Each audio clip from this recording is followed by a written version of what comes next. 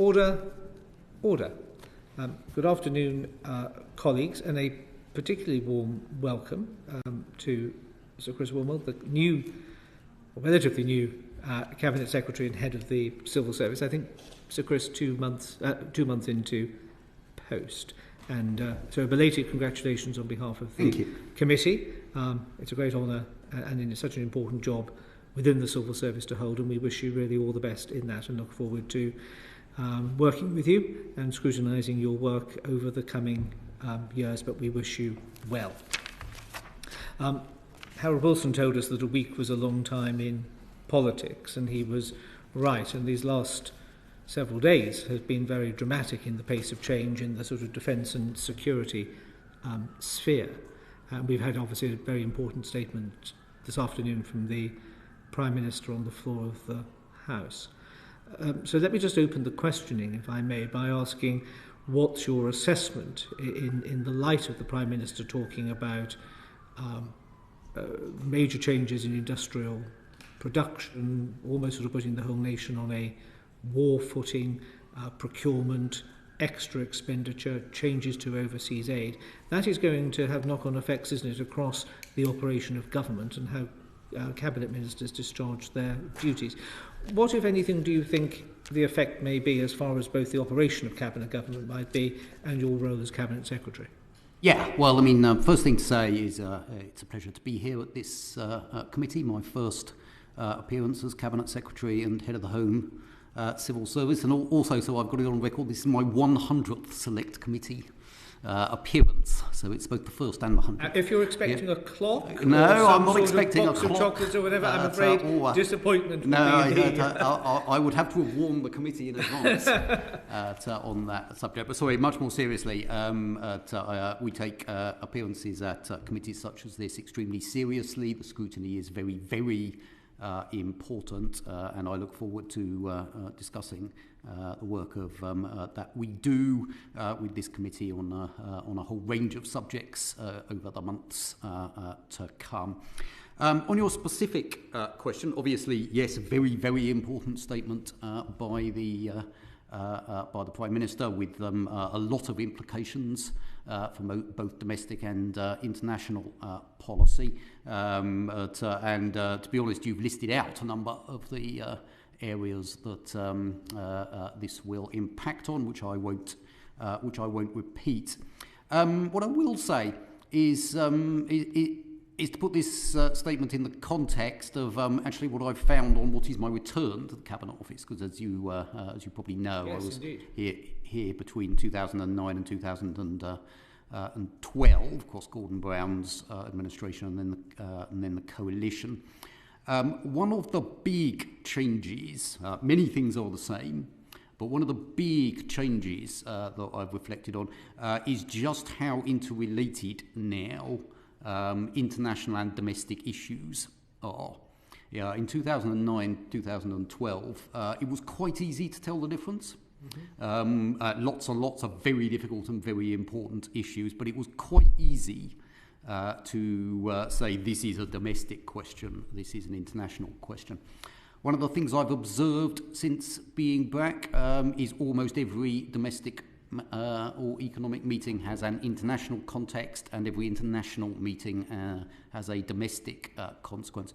And I think in a way what the Prime Minister's statement says, I mean, has implications in its own right, as you've said, but it emphasises that question. So in terms of how we work, both how Cabinet works and for the wider civil service, the biggest change and challenge is that ability to think across the boundaries. You know, there is no structural way of reworking the world for that question. You have to have domestic committees, international committees, a foreign office, domestic departments, and all those things. There isn't a structure you can create that solves the problem. Therefore, it puts a huge capacity on civil servants to be able to work across that boundary. And I see it as one of my roles as Cabinet Secretary to see what I can do to help people do that.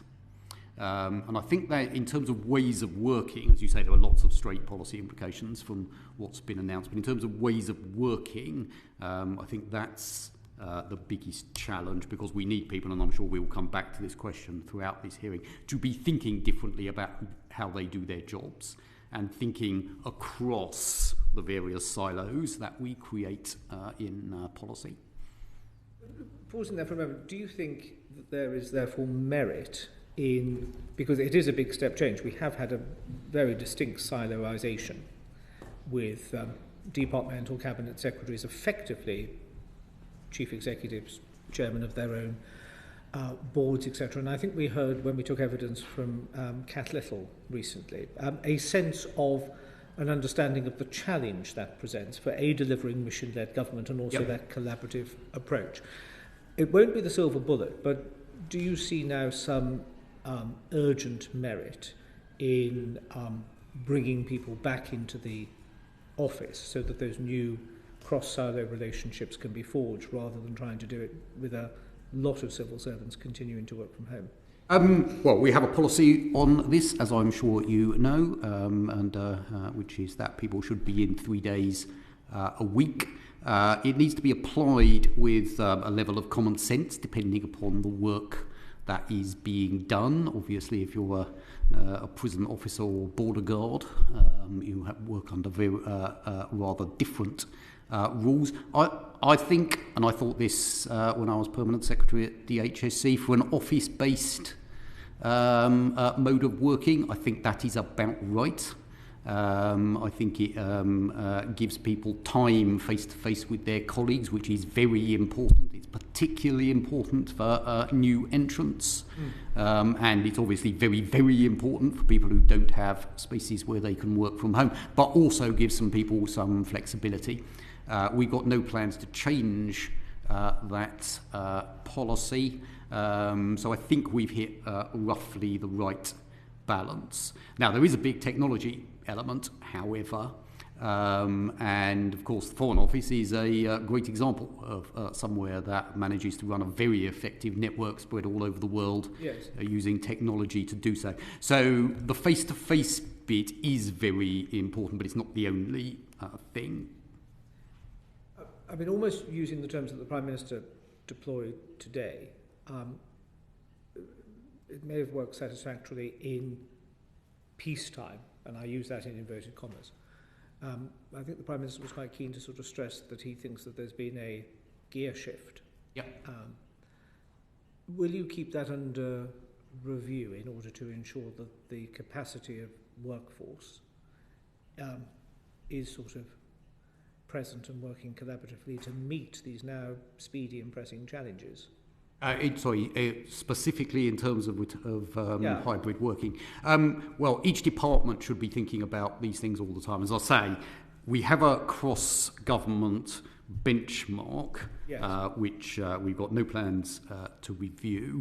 But each department... No plans to review? Not currently, no. We've set a policy and we intend to stick to it. There's a second part to my answer, which is very important. But if cabinet secretaries, if cabinet ministers, secretaries of state, in those front-facing departments, believe that they're not, it's not firing on all cylinders. This was going to be the second part of my answer. So we've set a benchmark across the civil service, and as I say, we've got no plans to change that, and we are focused on implementing the policy. However, as I said before, there's very much a horses for courses part for this. So we are not saying every single department, every single building, you are flat rate doing that thing. What departmental permanent secretaries and secretaries of state should be doing. Are we having some problem with the sound? No? Sir Chris's microphone appears to have It's the speakers then. died, I think, or was it the speakers? Sorry, Sir Chris. Oh, carry on. Everyone can hear me. Yeah. I can hear myself. So. Fine. Good. Sorry, where was I? Individual permanent secretaries and secretaries of state should be in a constant state of thinking about what next is appropriate for that department in its circumstances. And this is quite a good example of how we need to work. We do need cross-civil service policies for the reasons you will all understand, and then we need huge levels of common sense at departmental level to say what is the next challenge and how do we meet it. Okay. The service of which you are head has been described by the Prime Minister as sitting in a tepid bath.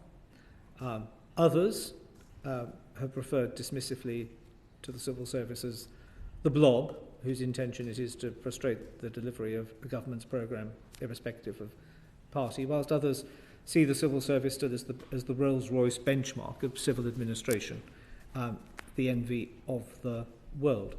What's your assessment of today's civil service? And what are your priorities as head of the service? Yes, so that's in a foreseeable time frame. Yes, that's quite a big question. So I'll take it in chunks. So, I mean, I won't ask you how hot your bath is. Yeah. Thank you. No. As I think has been said before, very important to look at the Prime Minister's entire comments. He was making a wider point about fatalism in the public services and a belief that we need to solve the problems that are in front of us and be confident in doing so. Now, on your more specific question, my assessment of the civil service, it won't surprise you that it is none of those things. And in some ways, I don't find the sort of general catchphrases, including the Rolls-Royce one, at all helpful. I'm tremendously proud of the civil service and the work that it does, and I'm even prouder of individual civil servants who almost universally, when I meet dedicated professional people trying to do good in the world, often in very, very difficult circumstances. However, and I think this is true of any historic institution, you are in a constant state of wishing to preserve what has made that institution great in the first place, while reforming it for a constantly changing world. And obviously, in any area of the public services where you're effectively a monopoly, it is perfectly right and indeed good that people challenge the status quo. So I would say there are lots and lots of things that are great about the civil service, its values, its way of working, its public service commitments, the great recruits that we get, its levels of dedication. And then there are lots of areas where we need to be continuously improving, some of them very challenging.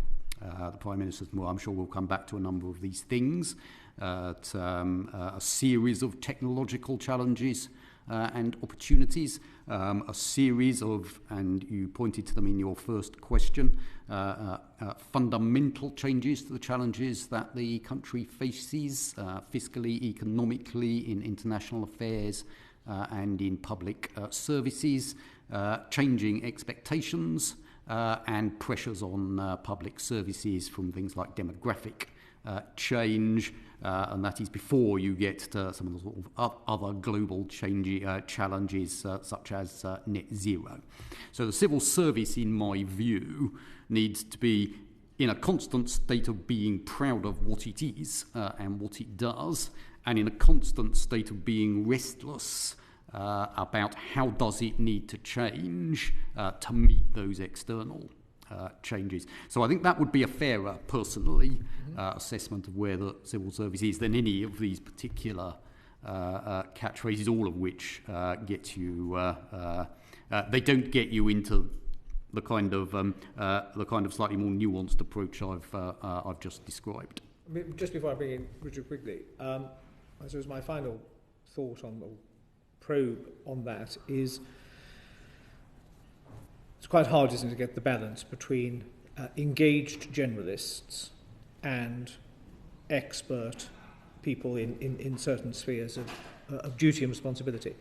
There's been a growing reliance of bringing in very expensive very often external expert advice and expertise in a whole range of areas of operation of governance in this country.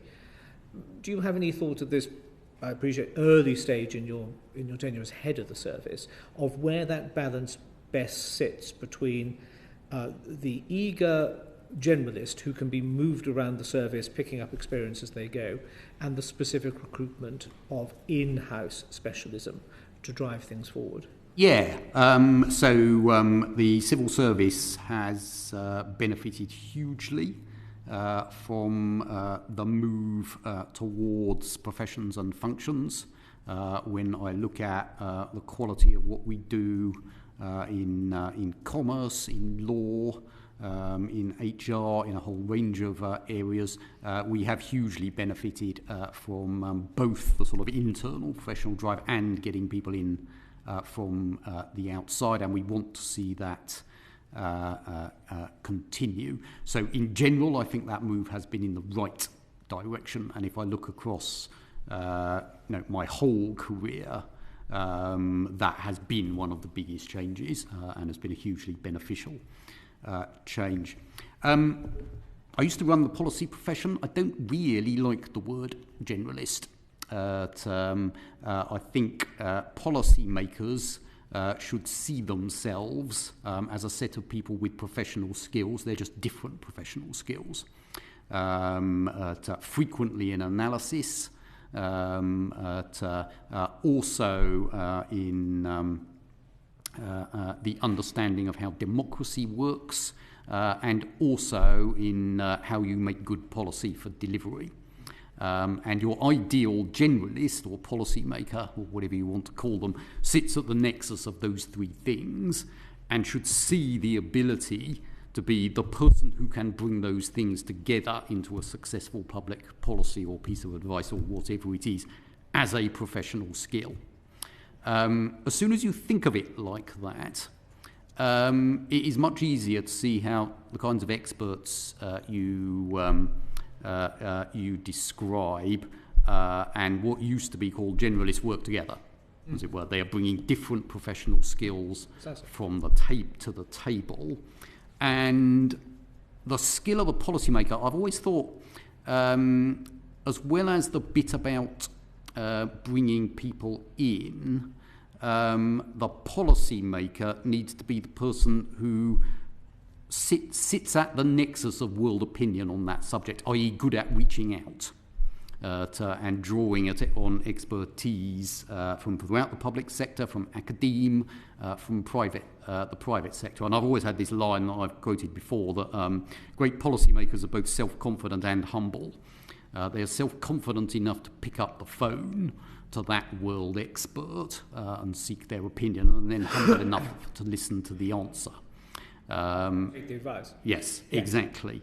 And so I like to think of the policymaker in that mode. They are frequently the person who is galvanising opinion so that the advice that goes to ministers is genuinely the best in the world. And I think if we think of policy making like that, and then think of what are the professional skills you need to do that, yes. The skills of synthesis in particular, and balancing up different types of evidence and all those things, as I say, it becomes much easier how the sort of classic professions you're talking about and the civil service classic skills fit together. Thank you. Richard, quickly. Thank you, Chair. Congratulations to Chris. Thank you. Thank you for joining us. Your job specification was quite a vast document, as it were, certainly in terms of one of the fullest statements of the role of Cabinet Secretary. Have you found it to be an accurate description of what the job's turned out to be? I think like every job description, yes and no. I think setting it out fully and in public as part of an open competition was a good thing. And has exposed what the role involves, which I think is good. Inevitably, well, I mean, it's slightly difficult to say after 8 weeks, but certainly on the experience of 8 weeks, of course, what you actually do all day is very heavily driven by the needs of the day. So I wouldn't say I refer to the job description every Monday morning to decide what I'm going to be doing that week. That is driven by what are the needs of the government and the issues of the day. But in framing publicly what is the job all about, I think it did a very good job. And do you think that there would be any advantage to formalising a document of what the job entails? Well, I think effectively we have. Obviously, it's there in public. I don't think there's a need to publish anything else on the subject, and as long as everyone takes it as, of course, the job evolves over time depending upon the needs of the day, I think it's a very useful thing to have in the public domain. And in terms of being both Secretary of Cabinet, Head of the Civil Service, could argue that's 2 full-time jobs. How do you plan to balance those responsibilities? And that's not trying to catch you out. It's just it's two big jobs. Yes, it's an important question. So, what I had in my head when I came into the job was basically 2/3, 1/3. That was how I was thinking about how I would spend my time. It would be 2/3 on the Cabinet Secretary bit and 1/3 on the Head of the Civil Service bit. And so far I have largely stuck to that, but with one very large caveat, which is quite frequently I am in meetings and other discussions where I can't actually tell which of the two hats I am wearing. So to take an example, which I think we'll probably discuss later in the hearing, if you are in a meeting about how the government and the civil service can be more mission focused, that is both a policy of the government and, as it were, core Cabinet Secretary work, and it is also clearly a core leadership thing. Now, I don't really spend time worrying when I'm having that discussion, which hat am I wearing? And it's one of the arguments, which again I'm sure we'll come to, as to why linking the two jobs is important, because very frequently you can't tell. But anyway, that's how I was thinking about it going in so far, 8 weeks. I have largely stuck to that, but as I say, with really quite a large proportion where you are effectively doing both jobs simultaneously. And obviously, Cat Little being Chief Operating Officer, how's the division of responsibilities work? And both of you have mentioned this, the importance of cross-cutting through departments. Yes. So in terms of division responsibilities and how you're driving, which will, from my perspective, is quite a new thing in terms of this cross-cutting departments. Certainly I've outlined it so far. How will you make sure that happens? Yeah, well, I mean, and the most important thing is that we talk a lot. And that is by miles the most important. She has the office next door to mine, and talking those issues through. With that, we have been doing quite a lot of work just to ensure absolute clarity on the accountability side. So the way we are working to restructure the Cabinet Office is to think of it in basically 2 halves and 5 blocks. So there is the work that the Cabinet Office does that directly faces the Prime Minister and the Cabinet, obviously number 10. Also the economic and domestic functions and the Economic and Domestic Secretariat, that is a block. The new block we have around Europe and global issues block. The National Security block and the Propriety and Ethics block. Those are all the, as I say, the bits that directly face the Prime Minister and the Cabinet, and those report direct to me. And then there are the functions which report direct to CAT, which are about functional leadership, the management of the civil service, the crucial issues around how the state operates in terms of property, people and technology, and all the things that are about the running of the wider machine. So the way we want it to work is having absolute clarity on those things and who is looking towards who, and then huge amounts of discussion across the blocks I've just described. And you were trying to hit the balance, and it's always it's difficult in any department, and it's true in the Cabinet Office as well, that you have clarity on accountability, and it's clear whose job it is to answer which question, and then huge flexibility about how you actually work, as it were, which is the answer to the question you were describing earlier about, how do you work with silos and cross-cutting. I always think it's those two things. It is not to mess up the accountability. You want that to be very, very clear. It is then about the ways of working between the blocks you create. So we're moving to that structure, which I think clarifies the roles as well quite clearly. And just one last one. And are you finding that an easier process than where you've been elsewhere, or is this a more difficult process in this role? So yes, easier, more difficult. As you know, I've just come from running the Department of Health and Social Care, including during the pandemic. That was quite hard. I'm not going to say what I do now is more difficult either during a pandemic or before or after, to be honest. That brought its own difficulties and complications.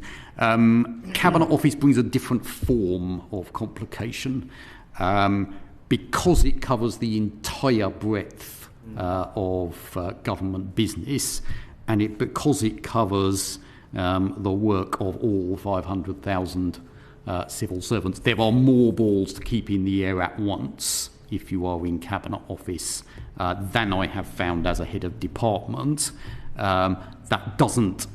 It's more difficult on that dimension. There are ways in which managing a department is, and particularly one like health and care, is more difficult on other dimensions.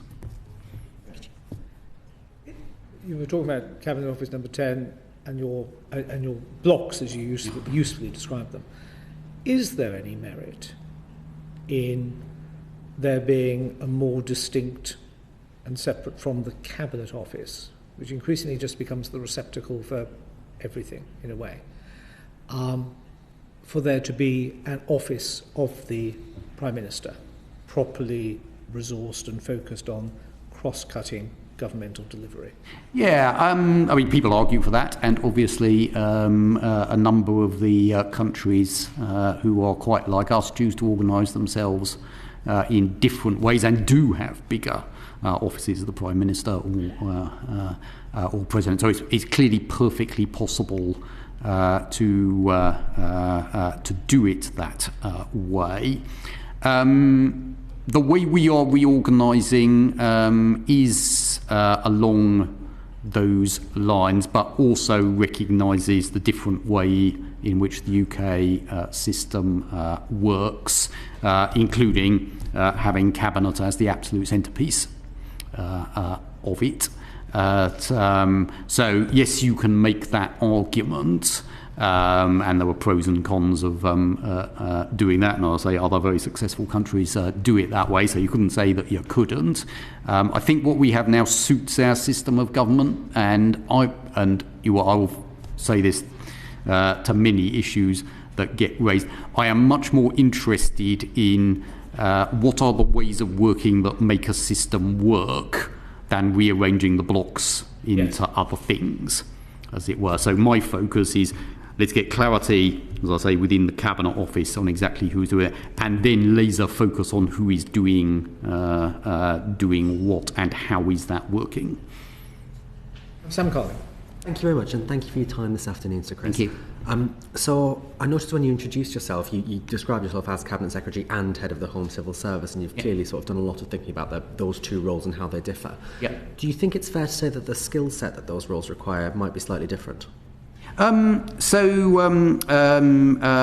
one extreme, yes. But because of the phenomenon I was describing earlier, where it's frequently difficult to tell the difference between the two, at that point it is the same skill set. So I think the model, there are all sorts of models for how you can run these things. I think the model that we have at the moment of having a chief operating officer and a chunk of the Cabinet Office that is very focused on operational things, I think that makes quite a good split. When we have split the head of the civil service from cabinet secretary, it's brought some advantages in terms of skill set, but it has also brought problems of integration around those questions, which are clearly both as cabinet secretary role and the head of the civil service role. So personally, I like the version we have at the moment. Again, it's not to say that other versions can't work, because they clearly can. Sure, thank you. I did have some supplementary questions, but you've answered them all there. So sorry, 100 appearances. That's what that does. Yeah, exactly. That's what 100. Yes. Now you've possibly damned Sir Chris from the start, because if we all take Sir Humphrey's advice, cabinet secretaries was never there to answer questions, were they? So you've breached the code. Oh, sorry. Chris, already. Let's turn then to Marcus Campbell-Savers. Thank you, Sir Chris.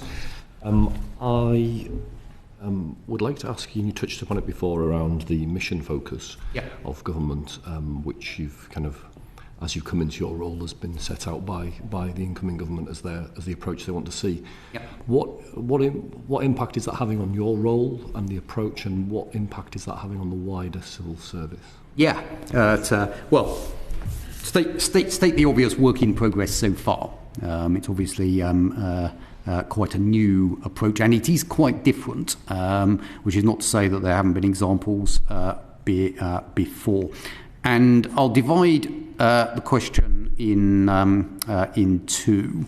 So there are the formal missions that the government has set out, and the metrics set out in the plan for change that it's seeking to achieve, which it has established as its top priorities, and therefore I and my senior colleagues seek to spend as much time as we can on those specific missions as the key priorities of the government, missions and foundations, I should say, which are equally important. So in how I do my role, people are allocating their time. We are allocating considerable time and resource to those specific missions and targets, both within the Cabinet Office. We have a new mission delivery unit that focuses specifically on those missions, and in the wider civil service. And they are beginning to work in really quite different ways, and particularly looking, and we've touched on this already, at how you work across departments and institutions.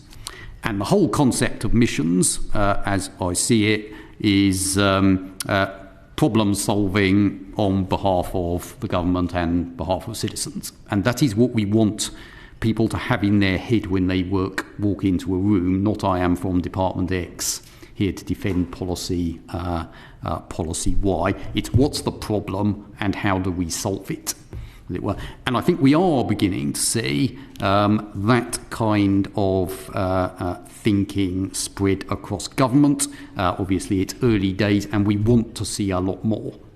But I think we are beginning to see, and I think you can see this in some of the examples, how the government has gone about its growth mission.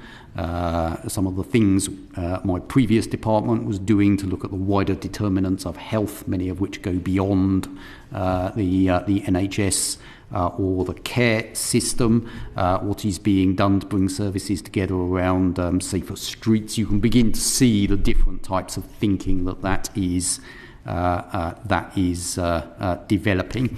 And that's the second half. We want to do the specific missions that the government has set out, and that remains our biggest priority. But we want that style of thinking, how do I solve the problem on behalf of the government, on behalf of the public, to imbue everything the civil service and the government does. And when we talk about rewiring, that is what we mean. It is that laser focus on how do we solve the problem, and how do you have to think differently across organisations in order to solve that problem. So that's the heart of what we're trying to drive. To introduce the silo word, does this mission approach break down those silos, or are you having to do work to break down those silos separately to make this approach work? Yes, you do. So, but the way to break down the silos is not to pretend they don't exist. And the chair's questioning pointed sometimes in this this direction. Is sometimes in public services you want to meet someone from a silo. You know, in my old world of health, if you have a medical condition, you wish to meet doctors and nurses who are absolute dedicated specialists in that particular condition. That is what you want to meet. If you are talking about how do you drive the wider determinants of health, then you are talking to people, if they do it well, who have broken down all the silos. And are talking about, and we see this in, for example, some of our best early years centres, where you can't really tell when you visit them who works for the local authority, who works for the NHS, who works for DWP or whatever, because they're focused on solving the problem of the person who walks in, as it were. So the point of this is not to have no silos, because they do play a very important function both in specialisms and in expertise. It's to have that, and it starts with the problem-solving mentality. So does the problem that is in front of me require a multidisciplinary approach, people to work across boundaries to solve the problem, or does it need an expert in that very specific thing? And what we want is for people to think it that way round. Start with the problem, start with the individuals whose problems you are trying to solve, and build your answer around that, not from where you come from. And as I say, to give you, I mean, a lot of this, people say, a lot of this thinking copies what was done in vaccines, and it's absolutely right. When you look at why was the vaccine programme so successful, it was all parts of the public services, civil society, academia and the private sector doing what they did best, and that fitting together into a huge number of jabs getting into arms. It required excellent researchers at our brilliant universities. It required private sector companies who could scale and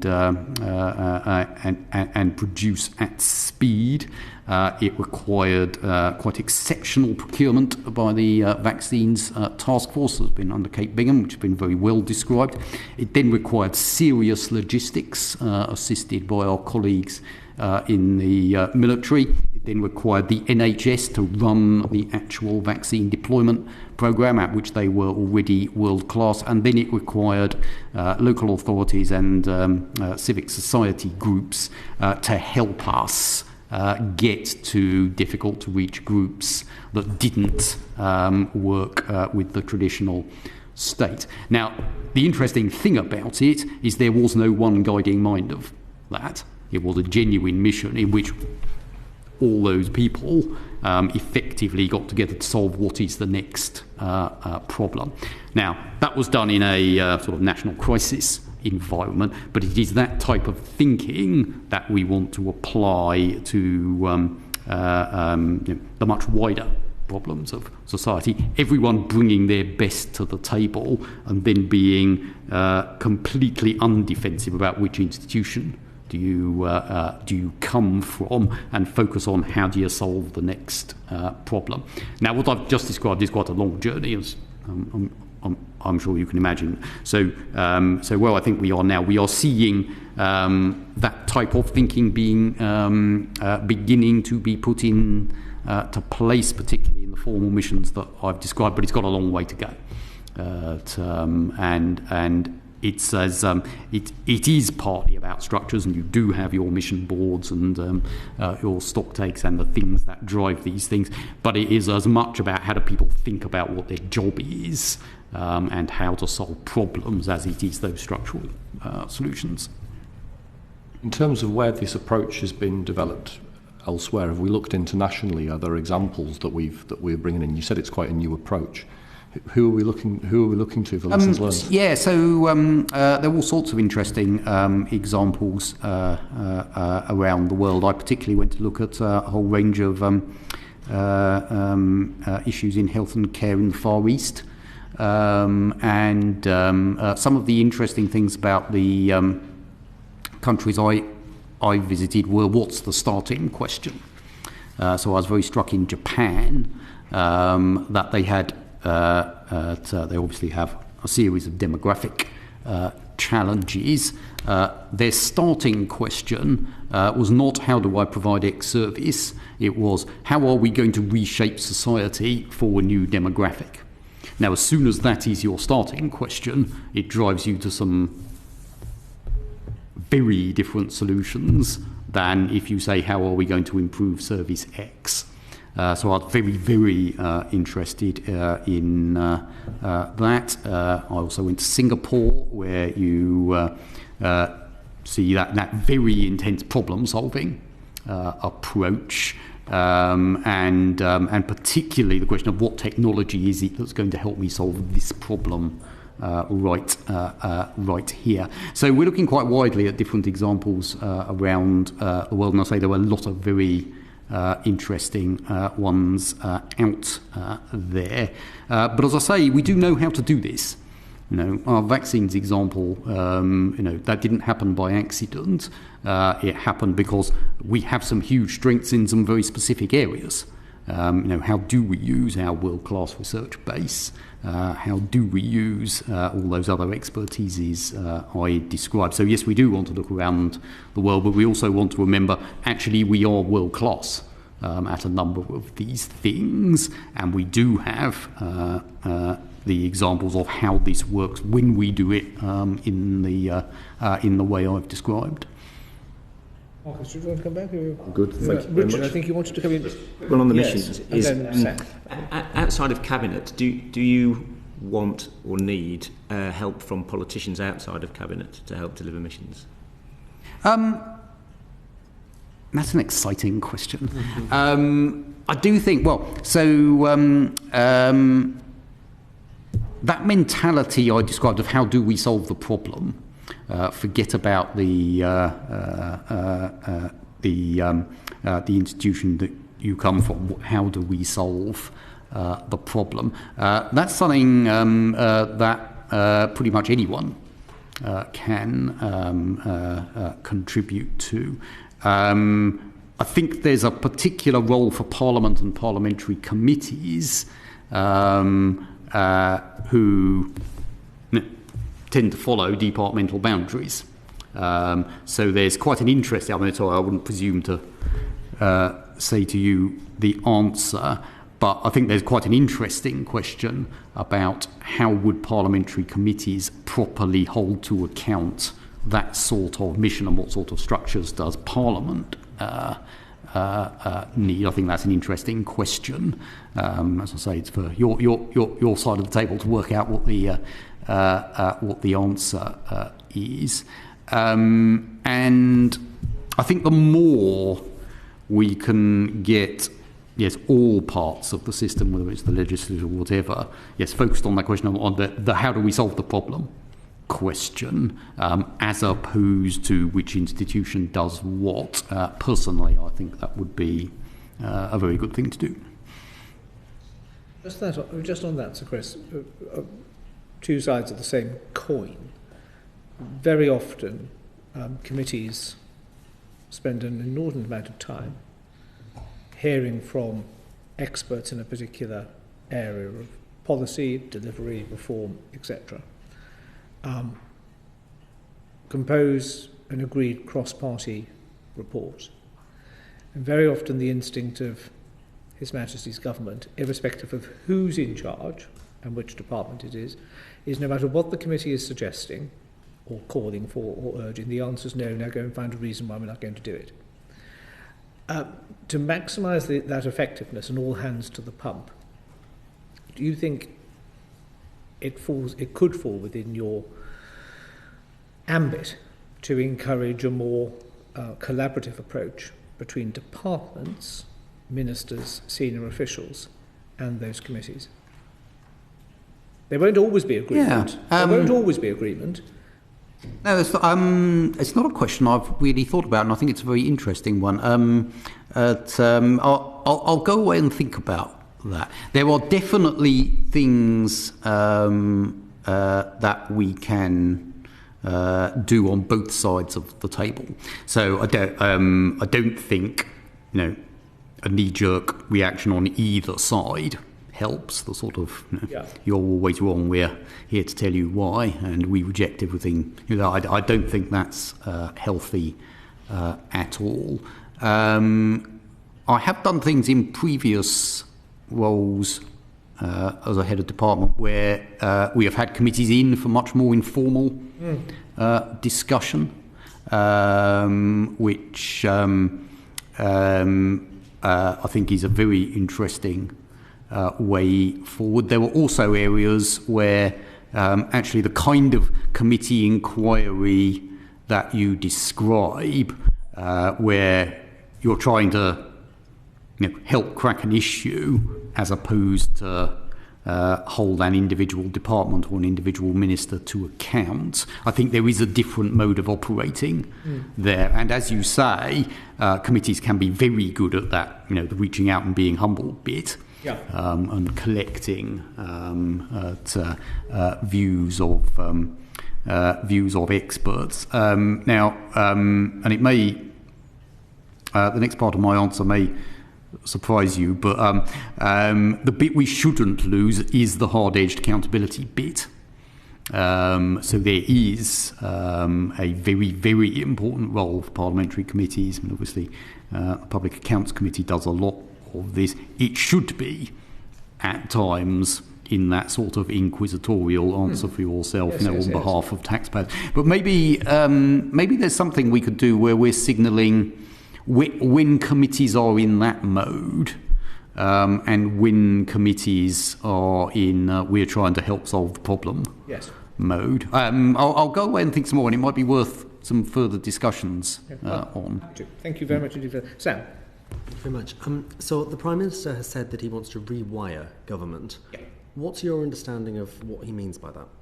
Well, I've said quite a lot about that already. So the mission thinking, both in terms of the prioritisation and the ways of working I described, are absolutely central to what we're talking about in terms of rewiring. And as I say, at the absolute heart of it is people thinking differently about how they do their jobs, and that sort of problem solving as opposed to I represent my institution bit.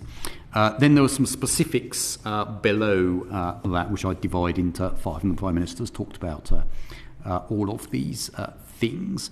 There is a very big tech element, and you will have heard the Prime Minister talk about the opportunities of new technology, and particularly AI, and getting to the point where the civil service and the public services sees the opportunities of that is absolutely central to what we mean. We already see some absolutely amazing examples of how it can transform services in health, particularly in diagnostics, but we want to see that a lot more generally, and it's completely clear that there are elements of the private sector that are quite a long way ahead of public services on that. So there's a big technology part. There is a big people part, some of which we've touched on already, about the skills and capabilities that the civil service and other public services need to work in this way. So that's the second chunk. The third chunk is around structures, not in the traditional sense of moving things around, but being very clear on the question of what should we centralise, do once and get economies of scale, and what should we be pushing out so that decisions are taken much closer to the individuals they affect, either by formal devolution to mayors and local government or just by decentralising decision making. So we want to be doing both those things simultaneously on structures.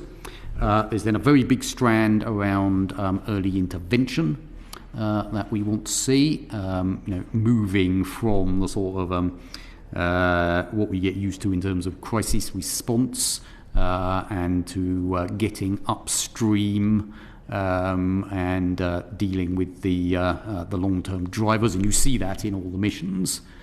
You see the focus on delivering right now, on 18 weeks or whatever it is as your health target, and looking at some of those fundamental drivers of public health, so the early intervention angle. And then there's a straight process angle where, bluntly, we want to reduce the number of processes, and particularly the number of, the Prime Minister's talked quite a lot about this, regulatory processes that get in people's way, and then do the ones that remain much better. So it is not classic deregulation of the type has been done before. It is that let's shrink what we do and up the quality of the things that we do. So underneath that general moving to mission and problem solving thinking I described, those are the 5 specific areas we're looking at. That's really helpful and sounds really positive. But in terms of how you measure that then, so it's a very sort of, a lot of this is quite abstract. Yeah. What metrics are you using here to sort of monitor and review performance in that? Yeah, so the absolute key ones, and the ones that we are relentlessly focused on, are the metrics published in the Plan for Change, which were very, very clear indeed, and set out some very specific priorities. Now, obviously, government does a lot of things, and there are lots of KPIs and other things beyond that. But the philosophy of it, that you measure it in terms of what are the changes that real people are actually going to see, as opposed to internal metrics. It's that sort of approach. Because I'll say, if your objective, as it is in this case, is to change the actual performance that real people get in return for their taxes, then the outcomes you eventually want to monitor are the things that people actually care about. Did they actually get seen by the NHS on time? Did they see that neighbourhood police officer? Did they get the new childcare? So it is all those things, but I'll say the absolute key ones, the ones published in the Plan for Change. Thank you, that's really helpful. And just, I guess, sort of slightly curveball question here, but you talked about people there, didn't quite say culture, but sort of around that sort of area, structures, processes. Do you think the kind of hierarchical nature of the civil service is working effectively, or is that something that's improved? It's difficult to say yes. It is a very hierarchical organisation, and there have been various attempts over time to basically have fewer grades. It's very, very difficult to do. The change between is extremely difficult. We do want to make progress on that issue, but the how, as I said before, the how people do their jobs and are they focused on solving the problem is for me much more important than those structural questions. So yes, we would want to make progress on that. I can't say the current hierarchy helps, but I think the way through is that relentless focus on how am I helping to solve the problem, regardless of where you are in the hierarchy. Thank you. Is the variation in salaries between grades, and when people want to sort of chase a pay increase, they'll often have to find that they change department. Is that something that merits looking at to try to get more departmental stability?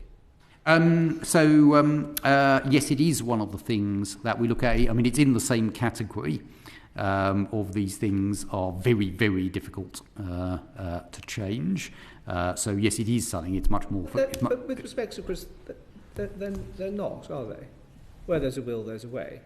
If you and the Prime Minister said, right, every grade 6 is going to be paid X, and every grade 5 is going to be paid Y, it should just happen. New employment contracts might have to be issued, but it's yeah, I mean, the traditional challenge in organisations that do that is the upfront cost, because you normally level up It's very, as you know, very difficult to do the opposite. So there is a straight upfront cost to those sorts of changes. And there are advantages, and we were touching on some of them in your earlier questions, of each department being its own organisation and its own employer and able to ask itself the question, not what is the civil service wide rule, but what do I need to do next? So it's not that there aren't advantages to the multiple employer model that we have. The question you always get in these areas is bluntly, is the game worth the candle? You know, there would be an upfront cost to what you're doing, and would the benefit that you get, particularly in a very fiscally constrained position, be worth the price? As I say, most of the things I have seen work best are where you park a number of those structural questions and you focus on what are people actually doing in their day job, and is it focused on solving the problem? Yeah, thank you. Richard, quickly. Thank you, Chair. Just going back briefly to missions and the very good point I think you made about accountability via committee. Would it make sense to change the committees so they are mission committees rather than the current structure? So within the missions, we do have mission boards who are doing exactly that. We then have, as I say, traditional cabinet committees which are focused on decisions and collective agreement, as it were, which very frequently are best organised by the legal entity, as it were. So bluntly, I think you need a bit of both, okay. But not to confuse one with the other. So the kind of committee structure you need that is driving a project looks and feels very different from something whose job it is to say yes and no to particular pieces of policy. Changing subjects, your predecessor had quite a fractious period of relations between ministers and the civil service. In your opinion, do you think that's caused lasting damage, and if so, what do you think you can do to get over that? Well, I mean, the situation was, as you say, and I think he testified here about it. And obviously, you don't want to be in that situation. I don't think it's done lasting damage. No. So in my career, I've had the pleasure and honour of working very closely with ministers from all three recent parties of national government. And in the vast majority of cases, there is a completely respectful relationship where ministers of all parties are, from their different viewpoints, focused on achieving the public good, work very closely and well with civil servants, are able, when they feel they need to raise issues about performance and standards and expectations in a positive way. And throughout my career, that is largely what I have seen. And it's one of the great strengths of our system, that sort of shared sense of public spiritedness, regardless of background. Now, there clearly were a series of high-profile events that Simon case described to you. As I say, that's not a good thing, and it's certainly damaged some public perceptions. But I don't think it has damaged the underlying relationship between the vast majority of ministers of all parties and civil servants. Simon Case was quite clear, and he thought that it undermined good government, such attacks. Do you agree with him? Yes. So, I mean, I agreed with what he said. I think there's a distinction, and I think it's a very important distinction between people who criticise or attack the civil service, which I think we have to treat as fair game, just like any other institution. It needs to be held to account. People need to be able to say what they think. The media has to be able to freely report it. And the whole thing of being a public institution is you enter into that world, and as I said earlier, in places where you have a natural monopoly, it's very, very important that all that transparency, scrutiny, challenge and criticism happens. I think that's very different from when it tips over into criticising civil servants who can't answer back by convention in the way that other public servants or politicians or other people can. And I think Simon was completely right in what he said about those attacks. So as I say, my view would be, yes, we need to defend individual civil servants. They've signed up to do a job in which they don't answer back in public, and those at the top of the civil service and politicians and others need to defend that, while accepting, as I say, absolute scrutiny of the civil service and what it does. I'm sure you've seen reports that if senior civil servants don't find 5% budget savings, they'll face the sack. Is that true? And if it's not true, how do you, or why do you think journalists? It's true in one sense. There isn't a new rule. We expect civil servants and indeed all public servants to deliver on the objectives of their job in return from the money from the taxpayer that they get. Where people are not delivering on the objectives of their job, including in a large number of cases and in particularly in current circumstances, achieving value for money, achieving efficiency savings, you expect something to be done about it. Now, as with all organisations, in the vast majority of cases, what is done about it is interventions to improve performance through performance management, retraining, and other things. In a very small number of cases where people are continuing to not deliver on that or any other key objective of a job, well, eventually you can't go on paying taxpayers' money for a service you're not delivering, and the action has to be taken. It needs to be done obviously in line with the law and in employment rights, and also with respect for individuals. So that sort of objective, no different from any other sort of objective, but if it's a key part of the job, well, the taxpayer has a right to expect that the money it invests in civil servants and public services gets the return. No, that's a fair point. And I guess the next question for me is, with reports like that making it into the mainstream media, do you think that does actually incentivise officials, or do you think it damages morale? And are you confident that actually the process is robust enough to get the answer you want? Yeah, so, I mean, on the media bit, I mean, you may not like reading it, but it's the media's job to report.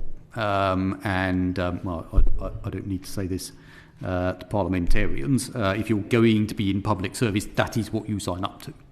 And the media will rightly report what it finds. If you think that an incorrect view has been taken, you argue your case. So I don't need to say this to parliamentarians, but there is a bit that if you're in public service, as I say, you sign up for accountability and scrutiny and transparency and all those things.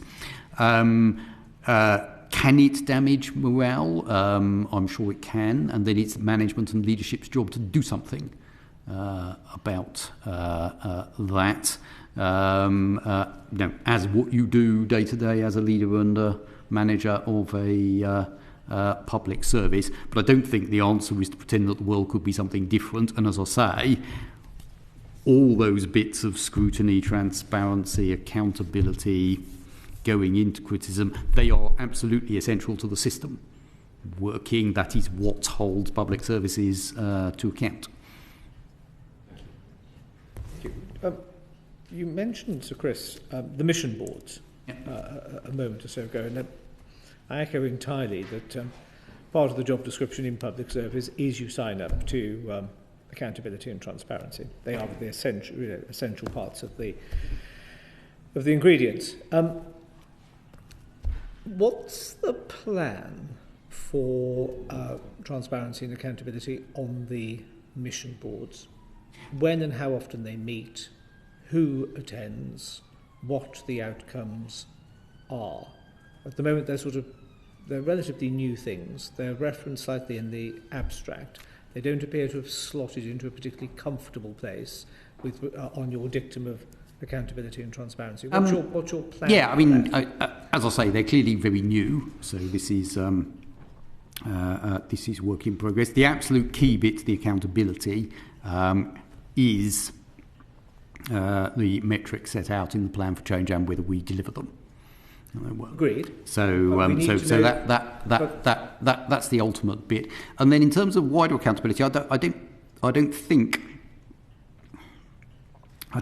we're imagining anything beyond what we do for any other aspect of government. So I would expect select committees to take an interest in missions work and hold people to account on it in the same way. I think the point we were discussing earlier about do we need some slightly different committee structures to do that properly, given the cross-cutting nature of missions, I think is an interesting one. But beyond that, I think you would expect the classic rules of transparency and accountability and parliamentary accountability via ministers, and then obviously anything involving money, the process is run by the National Audit Office and the Public Accounts Committee. I think we would want to do it in exactly the same way. But how do individual committees hold to account mission boards if they don't know who's on them, how often they meet? Well, I mean, so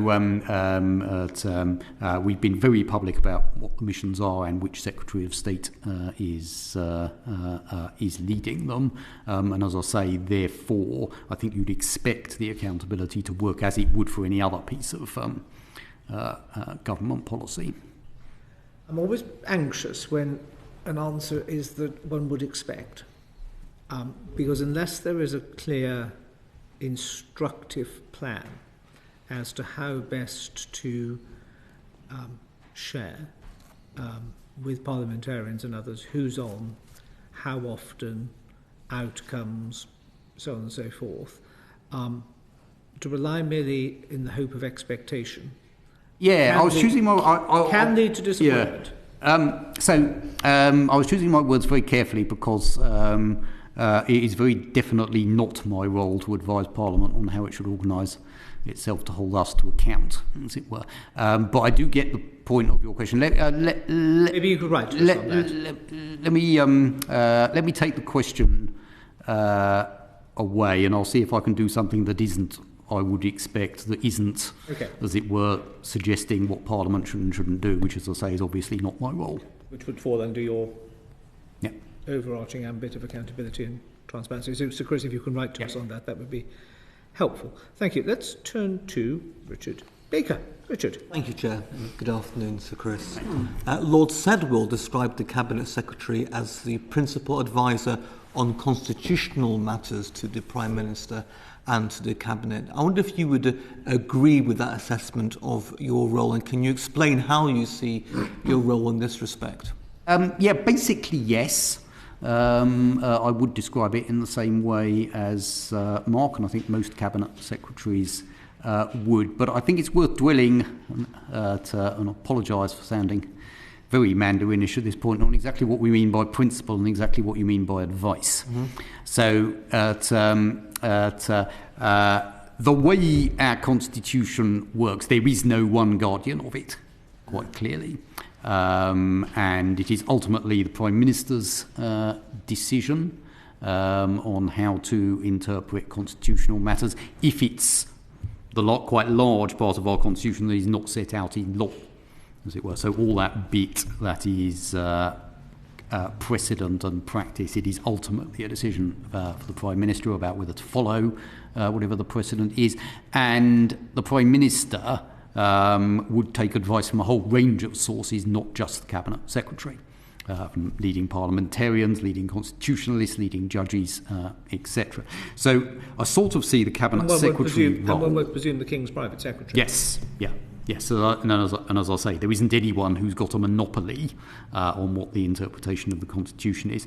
So the way I would see the Cabinet Secretary's role, a bit like we were discussing on the role of policy advisors, is the person who can bring all that thinking into one place and give the Prime Minister a rounded view of this is what he's thought.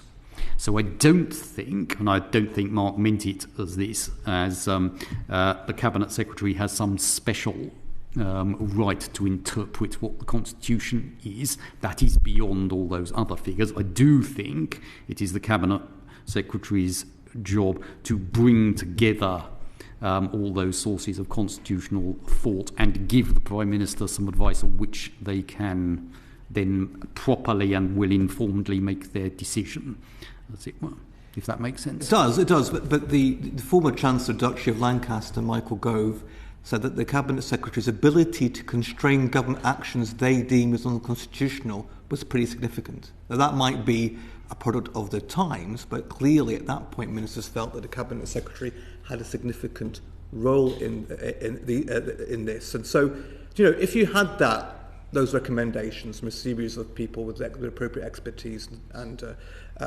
role in providing that advice, and you gave that advice to the Prime Minister, and you deemed essentially that the Prime Minister was still determined to act in an unconstitutional way, would you see it as your responsibility to prevent government from doing so? So let's distinguish between two things, because there are, of course, two sources to the Constitution. One is the law, and our role in relation to the law is very clear-cut. Just like any other citizen, we cannot knowingly break the law, even if instructed to by someone else. Now, that's a very specific... Even in a limited and specific way? We can only act, and I'll say it's no different from any other citizen of the country, in ways we believe to be lawful. In the last government, we had a Secretary of State at the dispatch box saying that a piece of legislation broke international law, but in a limited and specific way. Well, so now you would have to ask a lawyer this question, but my understanding of that situation is where you have a contradictory position between two pieces of law, domestic and international. I think that was what you're referring to. But anyway, I won't get into the individual case. My point is the duties on civil servants to follow law are exactly the same as on anyone else. As it were. And then there is the large part of the Constitution which is about precedent and is not backed by law. And this may be what Mr. Gove was getting at. In my view, in those circumstances, it is people who've won elections who get to decide whether a particular piece of precedent they see as binding or not, because by definition precedents evolve. So in that space, I would see the civil service and the Cabinet Secretary having the absolute classic role. It's your job to advise, and then it's people who've won elections who get to decide. And I would draw a very clear distinction between where you are talking about, is this a lawful act or not, under one of the key pieces of constitutional legislation, or are we talking about a precedent which can evolve? And it is the choice of people who win elections about whether the precedent will evolve or not. What would you do if your advice to government on constitutional propriety was ignored? Would it depend on which of those two categories it fell into? Yeah, exactly as I just described. The civil servant's job is to advise. It is not, you have no right for your advice is followed, except in those very limited circumstances where you're talking about a lawful and or unlawful act. Your job is to advise to the best of your ability and honestly and fairly and self-confidently, and then it is to recognise that as a civil servant your duty is to carry out the lawful instructions of the government of the day. So if an instruction is lawful, that is your job as a civil servant is to implement that decision. Simon Case told our predecessor committee that he spent around 30% of his time on constitutional propriety issues. This seems quite a lot. Are you spending as much of your time on these matters? Not in my first 8 weeks now. Good. and so you'd expect this to be this to continue. You'd hope it would follow. Well, it's clearly dependent upon the circumstances of the day. If the politics of the day is all about constitutional issues, then you would expect the Cabinet Secretary to be spending their time on those questions. When it is not, you wouldn't. So the Cabinet Secretary's role in relation to constitutional stewardship was not included in the job specification when you were appointed, and certainly the Lords Constitution Committee thought that it should be. What's your view if that role, that aspect of the role, should have been in the job specification? I think it's entirely dependent upon the wishes of the Prime Minister of the day. So we do carry out stewardship functions that go beyond the term of one government, or etc., at the request of the elected government of the day. There is nothing in statute or elsewhere that gives the civil service any role that is beyond that. So if governments of the day want those roles, they are perfectly entitled to ask the civil service or the Cabinet Secretary to do that. But I don't think there is any constitutional or other precedent that gives anyone in the civil service any right of independent action beyond what the government of the day has asked. Oh, sure, but clearly it's an important aspect of the job, as both you said today and Lord Sedwill remarked on as well. So in that context, wouldn't it be sensible for that responsibility to be set out formally, in terms of your duties and remit, at least some in civil service? Debatable, I would say, and it has to be a democratic decision that is what you want, as it were. So roles such as the ones you describe exist in other countries and are part of constitutional practice. We have not had that here. I think you could argue it either way, but the most important thing is if you are going to set up roles like this, it has to be the decision of the elected government of the day. Thank you, Sir Christopher. So finally, from me, the Prime Minister's obviously early on in his premiership set out reforms to the ministerial code.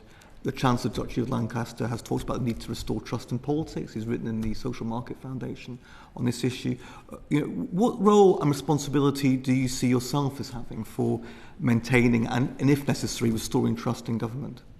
So I think there are various ways of answering that question. Clearly, everyone who works in government should have a clear interest in trust in government.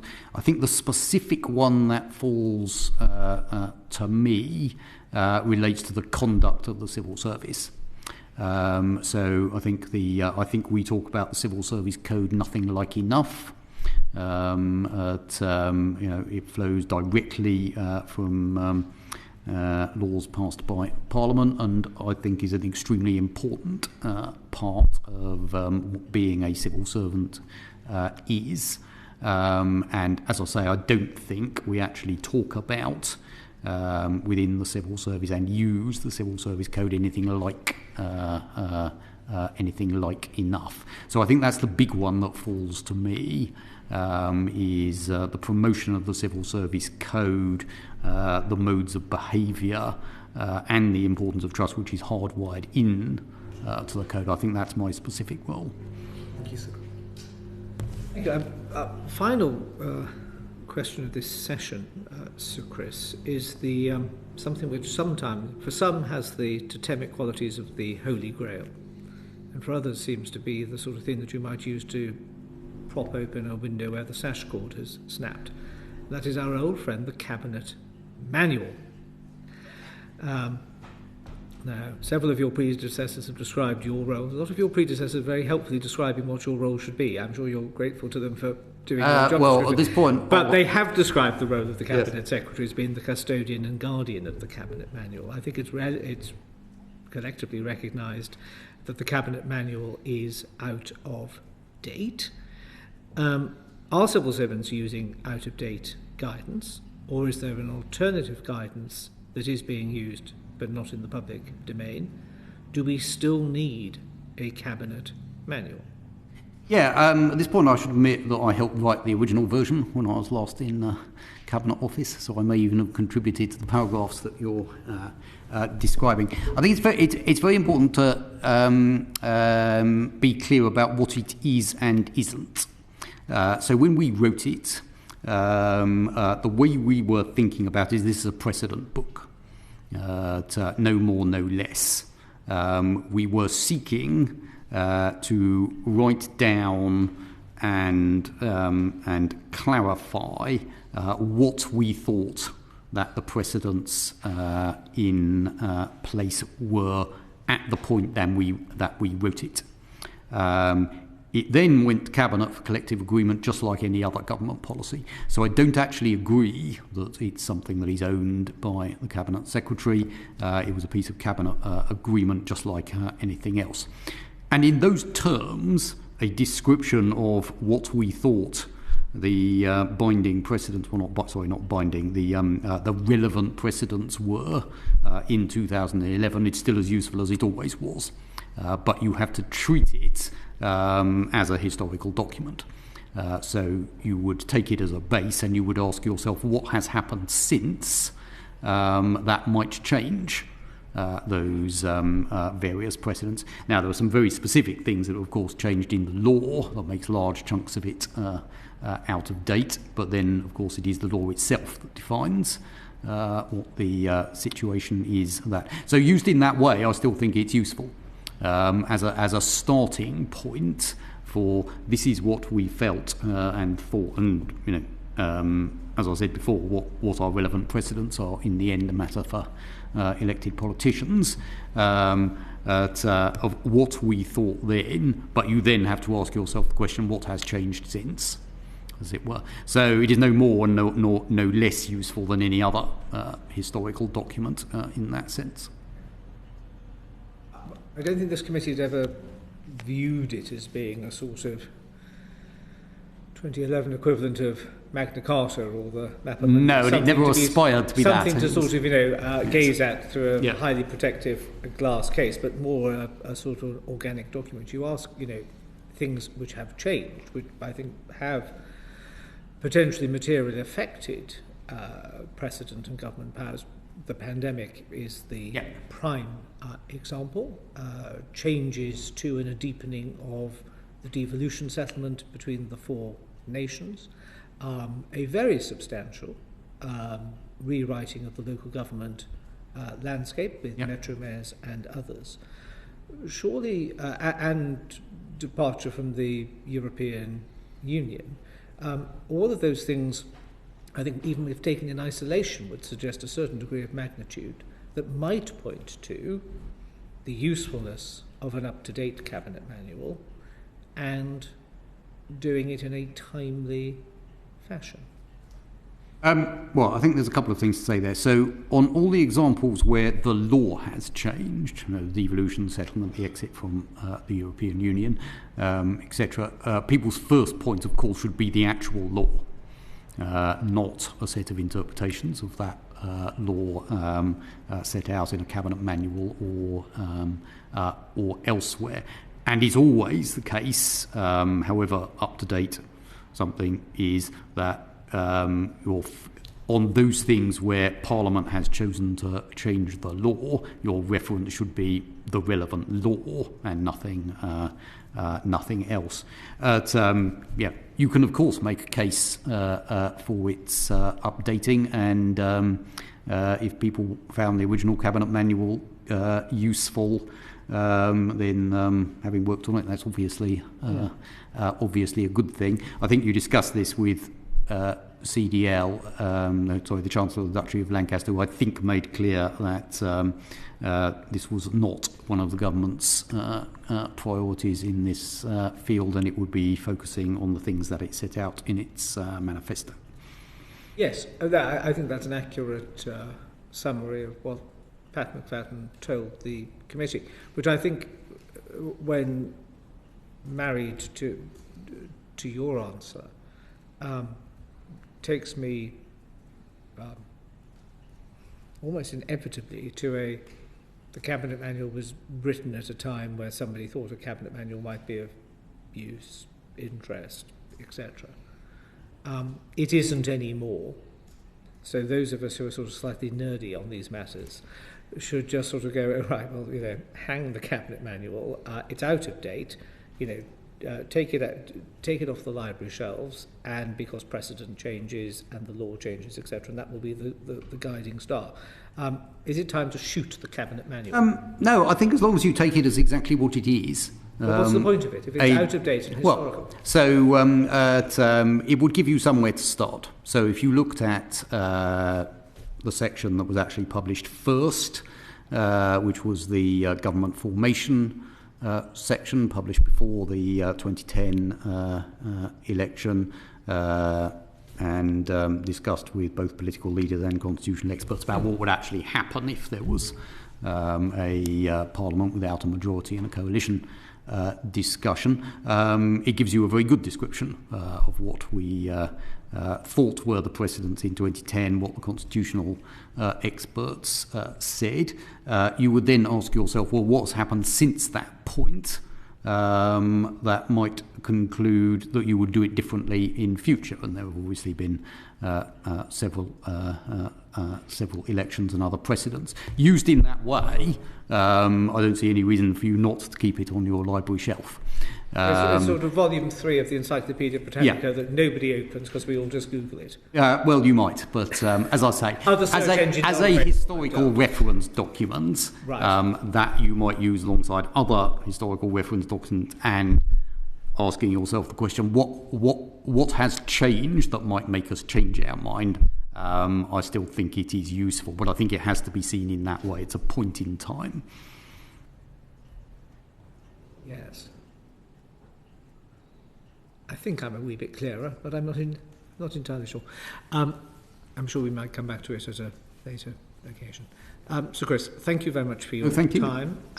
We're grateful to you for it. A busy day as far as government is concerned, but there again, all days of government are busy. And we look forward to a fruitful and constructive relationship with you over the coming months and years. Yes, so thank you very much. Order. Thank you. Order.